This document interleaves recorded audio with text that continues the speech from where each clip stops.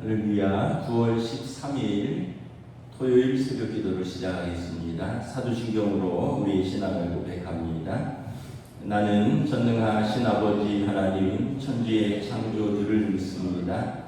나는 그의 유일하신 아들 우리 주 예수 그리스도를 믿습니다. 그는 성령으로 잉태되어 동정녀 마리아에게서 나시고 본디오 빌라도에게 고난을 받아 십자가에 못 박혀 죽으시고 장사된 지 사흘 만에 죽은 자 가운데서 다시 살아나셨으며 하늘에 오르시어 전능하신 아버지 하나님 우편에 앉아 계시다가 거기로부터 살아있는 자와 죽은 자를 심판하러 오십니다. 나는 성령을 믿으며 거룩한 공교회와 성도의 교제와 죄를 용서받는 것과 몸의 부활과 영생을 믿습니다. 아멘. 찬송가 265장 찬양하시겠습니다. 찬송가 265장입니다.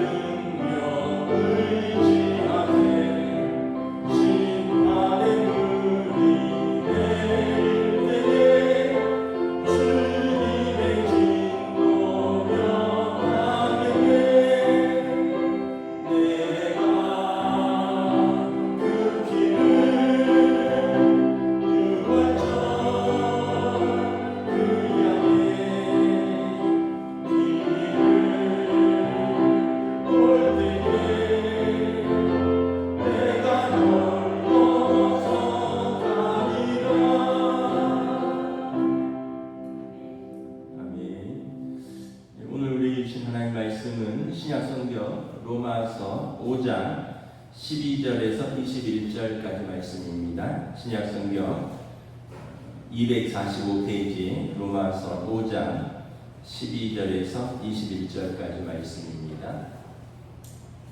다 찾으신 줄 알고 저희분들이 한 절씩 교도하도록 하겠습니다. 로마서 5장 12절에서 21절입니다. 그러므로 한 사람으로 말미암아 죄가 세상에 들어오고 죄로 말미암아 사망이 들어왔나니 이와 같이 모든 사람이 죄를 지었으므로 사망이 모든 사람에게 이르렀느니라. 전에도 세상에 있었으나 율법이 없었을 때에는 죄를 죄로 여기지 아니하였느니라. 그러나 아담으로부터 모세까지 아담의 범죄와 같은 죄를 짓지 아니한 자들에게까지도 사망이 왕노릇하였나니 아담은 오실 자의 모형이라.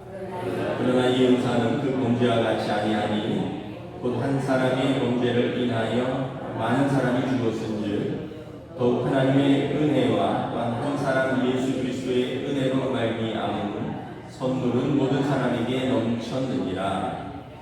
또 이 선물은 범죄한 한 사람으로 말미암은 것과 같지 아니하니 심판은 한 사람으로 말미암아 정죄에 이르렀으나 은사는 많은 범죄로 말미암아 의롭다 하심의 이름이니라. 한 사람의 범죄로 말미암아 사망이 그 한 사람을 통하여 왕노릇하였은즉 또 은혜와 그의 선물을 넘치게 받는 자들은 한 분 예수 그리스도를 통하여 생명 안에서 왕노릇하리로다. 그런즉 한 범죄로 많은 사람이 정죄에 이른 것 같이 한 의로운 행위로 말미암아 많은 사람이 의롭다 하심을 받아 생명에 이르렀느니라. 한 사람이 순종하지 아니함으로 많은 사람이 죄인이 된 것 같이 한 사람이 순종하심으로 많은 사람이 의인이 되리라. 율법이 들어온 것은 범죄를 더하게 하려 함이라. 그러나 죄가 더한 곳에 은혜가 더욱 넘쳤나니 이는 죄가 사망 안에서 왕노릇한 것 같이 은혜도 또한 의로 말미암아 왕노릇하여 우리 주 예수 그리스도로 말미암아 영생에 이르게 하려 함이라. 아멘. 할렐루야. 한 주간 평안하셨습니까? 우리 한번 서로 인사하겠습니다. 한 주간 평안하셨습니까? 우리 토요일에 이렇게 오신 우리 성도들을 주님의 이름으로 환영하고 축복합니다. 가을비가 내리니까 이제 이 비가 나오고 나서 이제 가을이 이제 시작되리라 믿습니다. 로마서를 새벽에 말씀을 보고 있는데 로마서 주제는 이신칭의입니다. 어떤 할례 같은 몸의 표시로 의롭게 되는 게 아니라 율법을 다 지키는 어떤 공로나 행위나 어떤 법으로 되는 게 아니라 아브라함의 후손이라는 혈통으로 구원을 얻는 것이 아니라 믿음으로 예수를 그리스도로 믿는 믿음으로 말미암아 얻는 구원, 이 이신칭의가 주제입니다. 오늘 본문은 아담과 그리스도를 비교합니다. 한 사람 아담으로 말미암아 죄가 들어오고 한 사람 예수로 말미암아 세상에 은혜가 들어왔다라는 내용입니다. 우리 오늘 본문 12절 다시 한번 읽겠습니다. 그러므로 한 사람으로 말미암아 죄가 세상에 들어오고 죄로 말미암아 사망이 들어왔나니 이와 같이 모든 사람이 죄를 지었으므로 사망이 모든 사람에게 이르렀느니라. 죄와 사망이 이르게 된 배경을 설명을 하죠. 창세기 1장에 보면 하나님이 한 사람을 창조하셨습니다. 그 사람의 이름은 아담인데 아담은 히브리어로 아담아입니다. 흙이란 뜻입니다.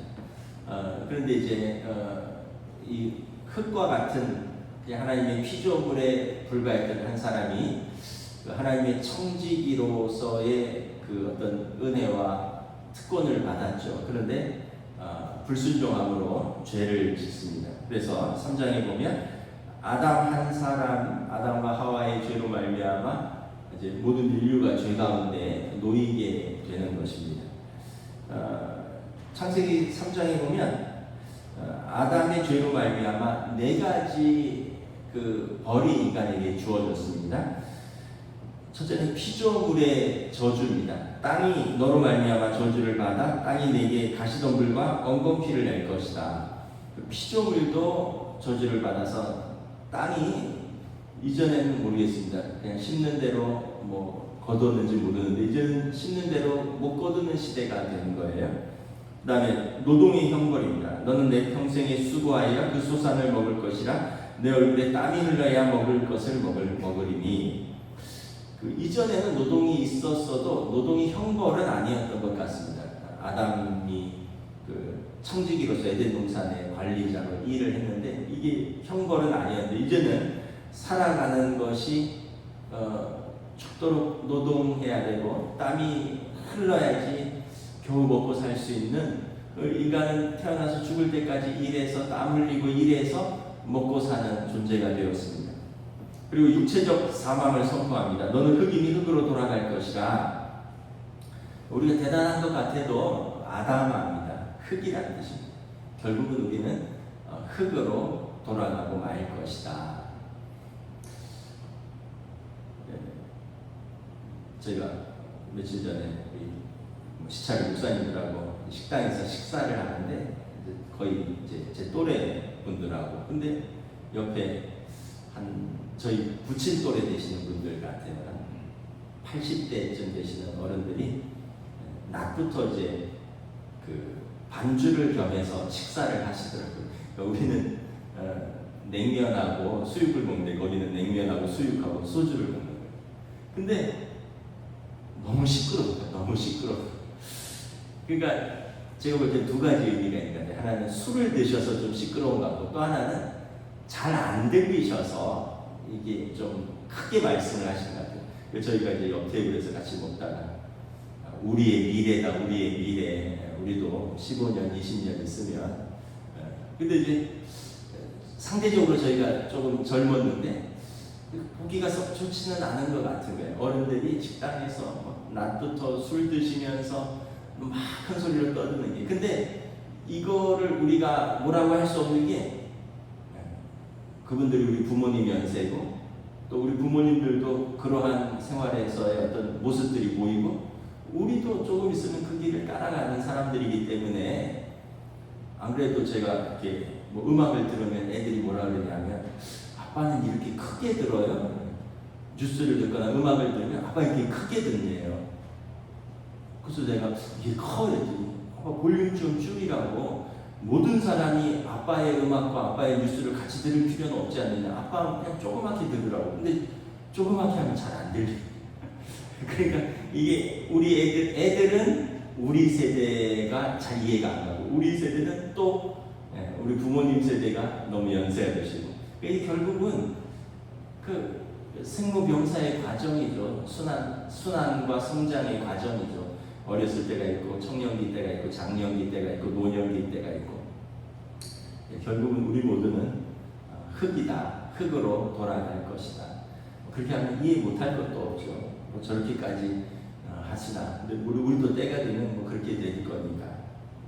영적 단절입니다. 네 번째는 에덴에서 쫓겨납니다. 이제 영적으로 하나님과의 관계가 깨어졌기 때문에 쫓겨나는 거죠.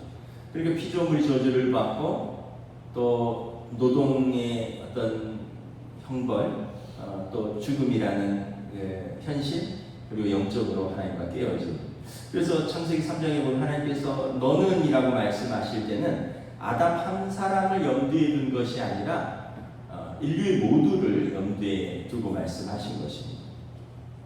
자, 이제 본문 13절 14절 우리 다 함께 읽도록 하겠습니다. 저희가 율법이 있기 전에도 세상에 있었으나 율법이 없었을 때는 죄를 죄로 여기지 아니하였느니라. 그러나 아담으로부터 모세까지 아담의 범죄와 같은 죄를 짓지 아니한 자들에게까지도 사망이 왕노릇하였나니 아담은 오실 자의 모형이니라. 그러니까 아담 이후로 이제 죄들을 짓죠. 아담의 후손들이 이제 죄를 짓습니다. 아담의 후손이 이제 그 가인과 아벨, 셋 이렇게 되잖아요. 벌써 가인이 동생을 시기하고 죽이고, 또 셋의 후손들 중에서 또 라멕이라는 사람도 살인을 했다고, 뭐 이런 죄들이 이제 창세기에서 쭉 나오죠. 노아의 때까지 땅에 죄가 가득 차서 하나님께서 물로 세상을 심판하셨습니다. 그런데 이제 사람들이 죄를 지어도 죄로 여기지 않았다는 거예요.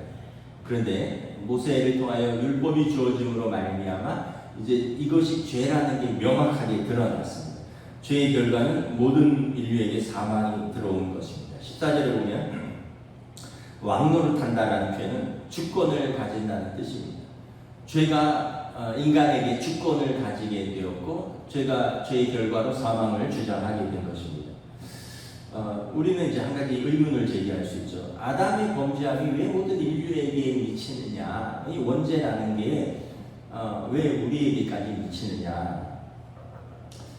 이걸 이제 여기 성경에 보면 14절에 아담은 오실 때 모형이라 모형을 이제 타이폴로지라 그러는데 이제 전체 한 사람이 전체를 대표하는 것입니다. 이게 이제 모형입니다. 여러분 뭐 예를 들면 우리가 뭐 세대주가 그 세대를 대표하듯이 또 교황이 뭐 가톨릭을 대표하듯이 또 뭐 대통령 중심되는 대통령이 그 정부를 대표하듯이 한 사람이 전체 공동체를 대표하는 것입니다. 처음 사람 아담이 모든 인류를 대표하는 것입니다. 그래서 창세기 3장에서 처음 사람이 죄의 결과로 낙원을 잃었지만 하나님은 그 인간을 버리지 않으셨습니다. 구원하시려는 계획이 있으셨습니다. 15절 함께 공독하겠습니다. 그러나 이 은사는 그 범죄와 같이 아니하니 곧 한 사람의 범죄로 인하여 많은 사람이 죽었은즉 더욱 하나님의 은혜와 또한 한 사람 예수 그리스도의 은혜로 말미암은 선물은 많은 사람에게 넘쳤느니라. 이 타이폴로지 모형론이라고 했잖아요. 한 사람이 전체를 대표한다. 죄인의 대표가 아담이고요. 예수 그리스도께서 구원받는 은혜의 백성들의 대표가 되십니다. 그래서 처음 사람이 죄의 길을 닦았다면 뒤에 오실 한 분 예수 그리스도께서는 은혜의 길을 닦으시는 것입니다. 그래서 이 은혜 15절에 보면 하나님의 은혜로 말미암은 선물이라. 은혜는 뭘 우리가 해서 주장하는 게 아니에요. 뭐 우리가 뭘 해서 삭시라면 그것은 대가로서 마땅히 받을 것인데 은혜는 선물입니다. 예쁘고 사랑스러워서 거저 베푸는 호의가 은혜입니다. 부모가 자녀에게 베푸는 것 같은 하나님께서 자기 백성에게 아들을 은혜로 주셨고요. 그 아들을 믿는 자들에게는 구원이라는 선물을 주셨습니다. 인간을 하나님이 사랑하셔서 우리에게 베푸는 호의인 것이죠. 이 구원의 계획은 창세기에 보면 미리 예언을 하셨어요. 창세기 3장 15절에 하나님이 뱀에게 저주를 하십니다. 너는 내가 너로 여자와 원수가 되게 하고 내 후손도 여자의 후손과 원수가 되게 하리니 여자의 후손은 내 머리를 상하게 할 것이요 너는 그의 발꿈치를 상하게 할 것이라. 이걸 이제 원복음이라고 합니다. 뱀은 여자의 후손의 발꿈치를 상하게 하고 여자의 후손은 내 머리를 밟을 것이라. 예수 그리스도께서 동정녀 마리아로부터 탄생하신 여자의 후손인데 뱀은 여자의 후손 메시아의 발꿈치를 상하게 하고 메시아는 그 뱀의 머리를 밟을 것입니다. 그 딘 셔먼이라는 분이 쓴 영적 전쟁이라는 책에 보면 사단은 누가 정확하게 여자의 후손인지 메시아인지 모르기 때문에 아브라함과 다윗의 자손으로 오시는 이들을 죽이려고 끊임없이 어떤 그 모함을 하고 죽이려고 합니다. 이것이 이제 인류 역사에서 전쟁이 끊어지지 않은 이유다 이렇게 그분은 말씀을 하시더라고요. 뭐 일정 부분 동의를 하는데 뭐 이 전쟁은 그냥 물리적인 전쟁뿐만 아니라 영적인 전쟁이 있는 것이죠. 결정적으로 예수님께서 태어나셨습니다. 헤롯이 2살 미만의 이제 사내 아이를 다 죽이라고 영아 학살 명령을 내립니다. 왜냐하면 자기가 유대인의 왕인데 분봉 왕이죠. 로마로부터 임명받은 왕인데 동방박사들이 와서 이 이스라엘의 왕으로 태어나시니까 어디 계시냐 물으니까 성경에 예언된 메시아가 오셨구나 하고 자신의 왕권을 지키기 위해서 헤롯 대왕이 2살 미만의 영아를 학살합니다. 그 예수님이 이제 사셨지만 이제는 유대의 지도자들, 권력자들, 대제사장과 바리새인, 사두개인들, 서기관들, 로마의 그 종교 권력자들과 로마의 정치 권력자들을 총동원해서 예수님을 십자가에 못 박으려고 합니다. 그러니까 사단은 이 왕을 동원해서 때로는 종교 권력자들을 동원해서 때로는 정치 권력자들을 동원해서 예수님을 십자가에 못 박으려고 하는 거죠. 그래서 예수님 십자가의 사건 이후에 사단은 승리했다고 생각을 한 것입니다. 여자의 후손이 자신의 머리를 밟기 전에 자신이 여자의 발 뒤꿈치를 물었다 이렇게 생각을 한 것입니다. 그런데 예수님이 십자가에서 부활하셨습니다. 부활은 두 가지 의미가 있습니다. 사망 권세에 대한 승리이면서 예수님께서 하나님의 아들로서 온 세상에 선포되신 것입니다. 예수님이 만왕의 왕이요 만군의 주로서 죄와 사망의 권세를 이겼다는 것을 선포하는 것입니다.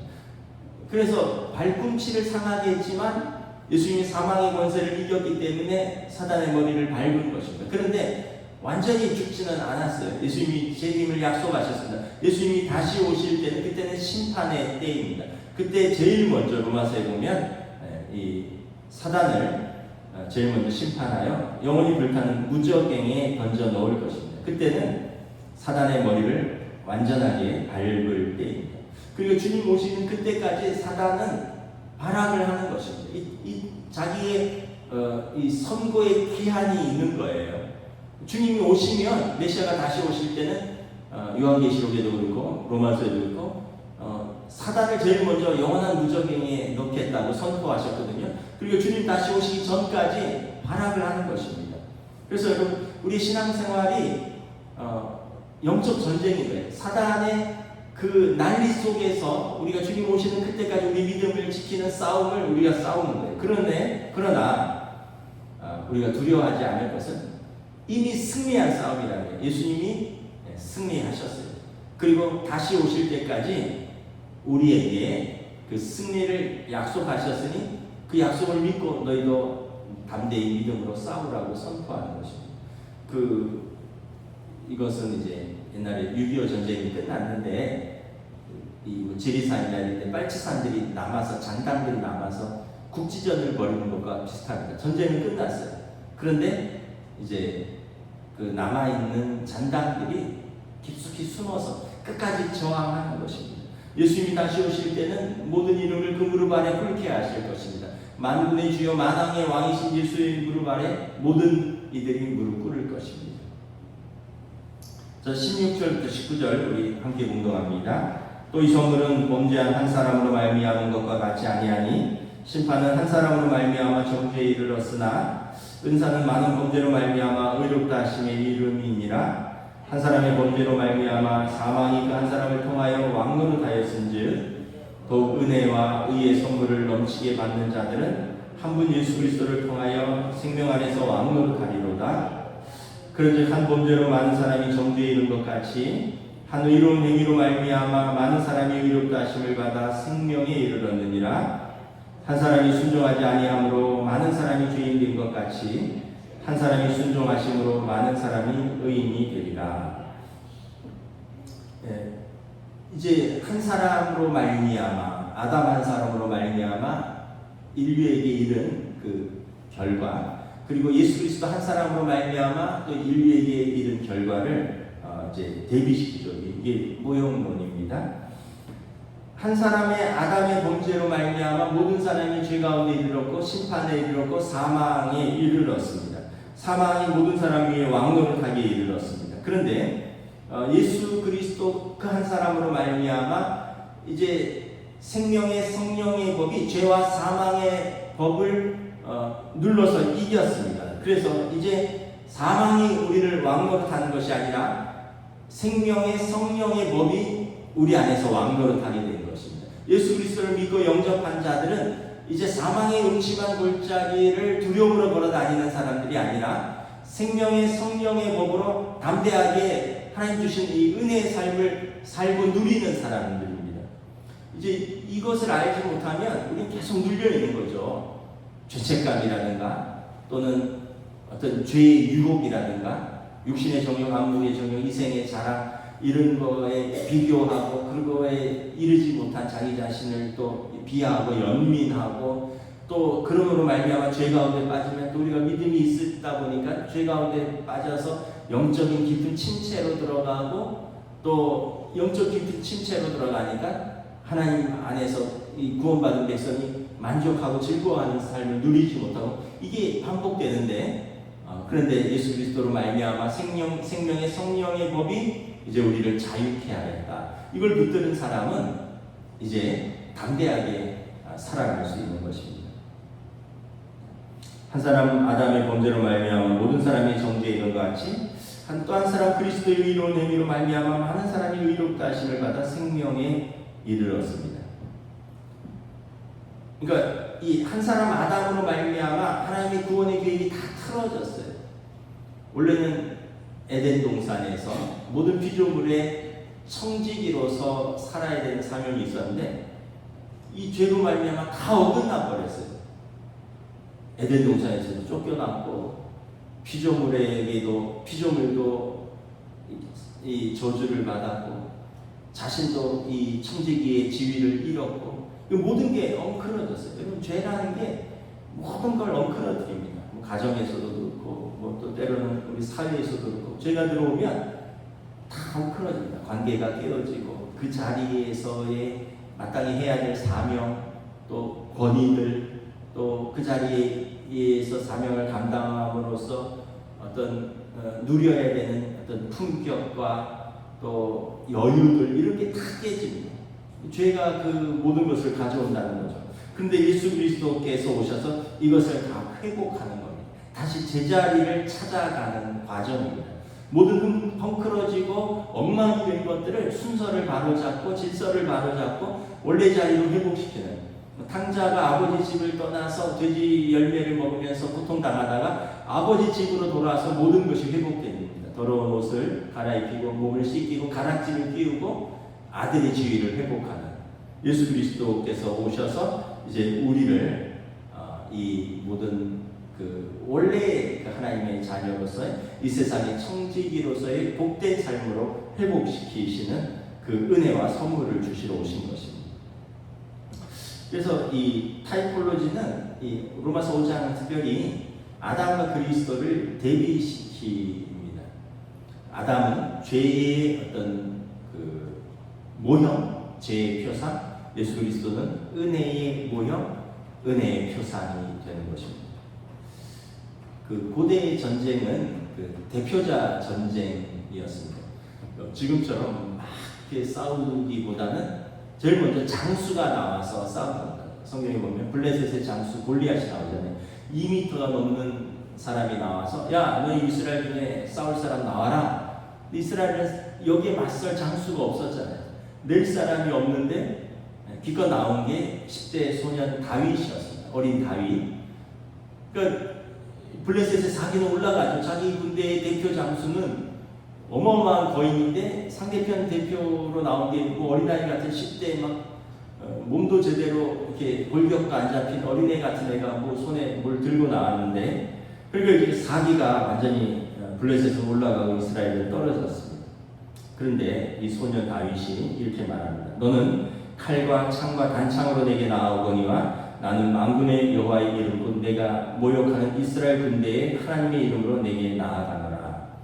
그래서 양칠 때 이리들을 쫓던 물맷돌을 던졌는데 그중 첫 번째가 이 관자놀이에 맞고 이 거인이 쓰러지고 골리앗의 칼을 가지고 목을 베었습니다.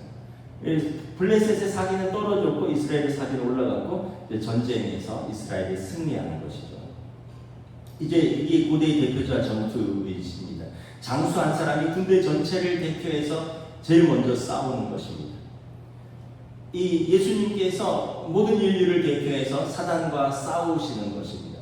예수님께서 우리 모든 죄를 짊어지고 우리 모든 죄인들을 대표해서 이걸 고발하고 기소하는 사단 앞에 예수님께서 서신 것입니다. 그러므로 말미암아 우리의 죄를 예수님이 감당하시고 그리고 우리에게 사면을 선포하셨습니다. 모든 사람이 죄를 범하였음에 하나님의 영광에 이르지 못하더니 그리스도 예수의 십자가의 속량으로 말미암아 하나님께서 우리를 값없이 의롭다 하심을 주시고 우리가 전에 지은 죄를 간과하심으로 하나님께서 의로우시며 또한 예수 믿는 자들을 의롭다 선포하셨습니다. 그러니까 최종 재판장인 하나님 앞에서 사단과 예수 그리스도께서 대표자 전쟁을 벌인 거예요. 사단은 우리의 죄를 고소하고 또 낱낱이 열거하고 예수 그리스도께서는 십자가의 속량으로 이것을 대변하고 그 죄를 가져가심으로 최종 재판장이신 하나님께서 우리를 의롭다고 선포하셨습니다.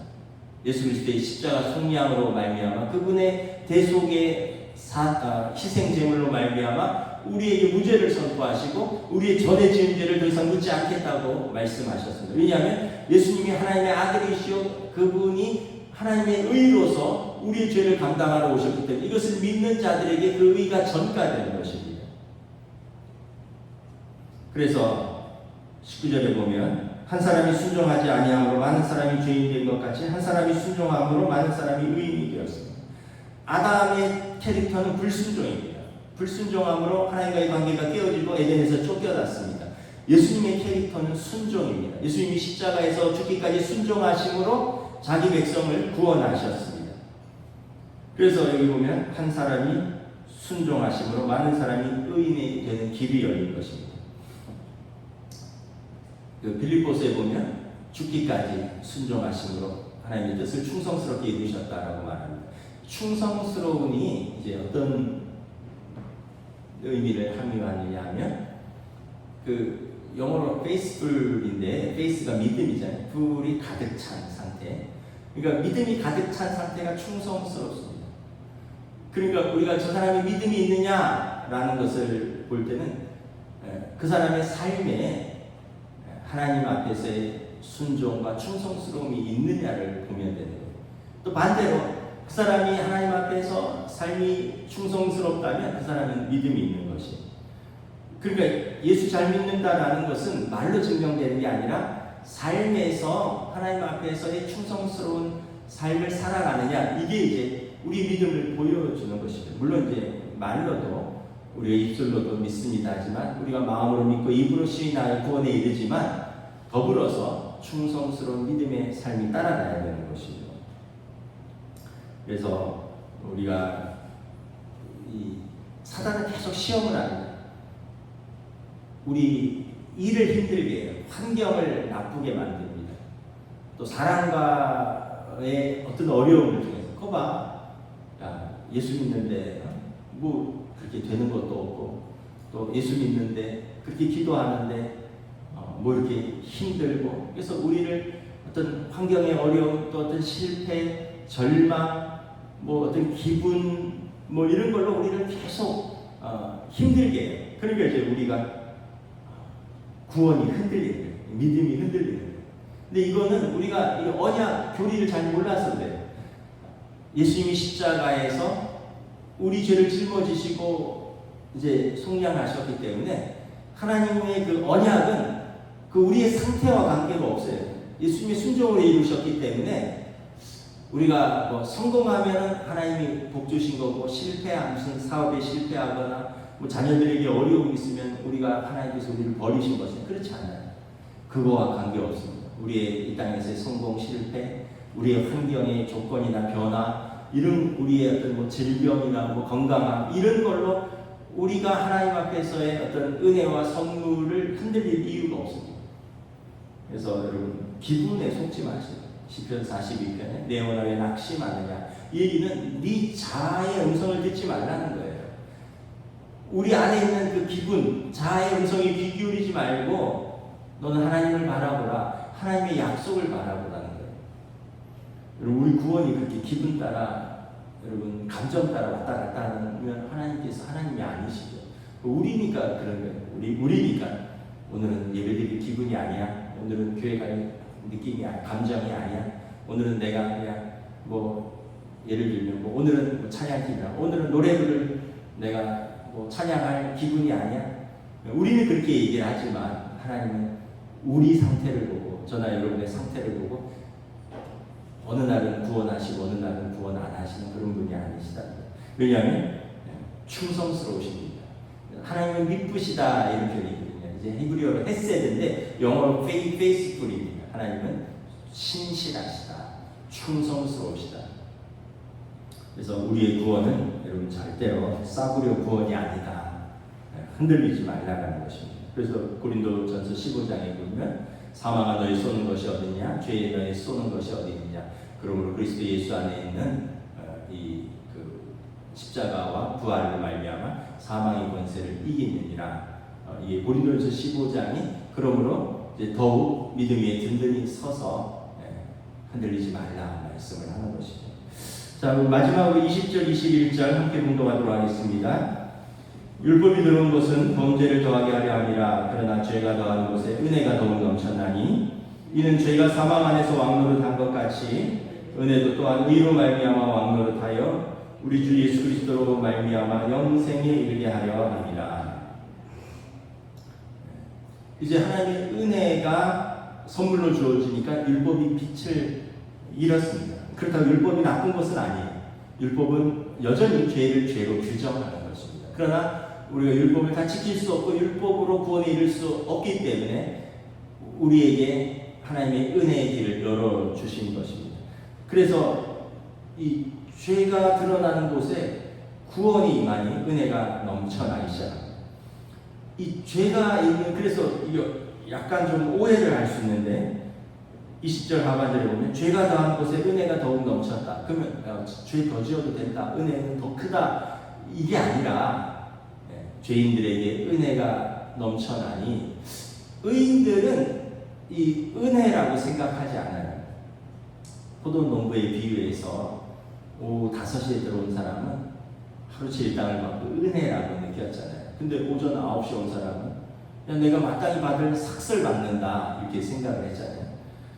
불러주신 것을 이제 늦게 온 사람은 은혜라고 고백하지만 먼저 와서 일한 사람은 나는 마땅히 받을 삭시다라는 거예요.